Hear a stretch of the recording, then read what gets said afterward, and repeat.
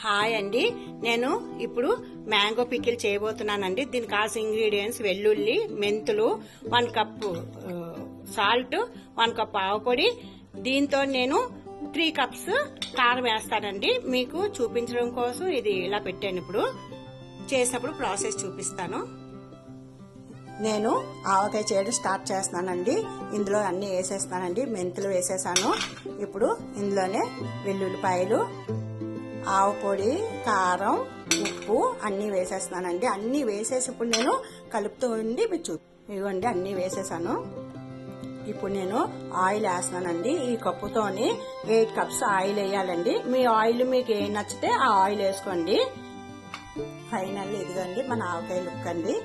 దీనికి నేను 3 కప్స్ అన్నాను కదండి కారం, 4 కప్స్ వేసుకోండి. ఎందుకంటే ఒక్కొక్కటి కారం తక్కువ ఉంటాయి కొన్ని మిర్చి, దానివల్ల నేను 4 వేసాను.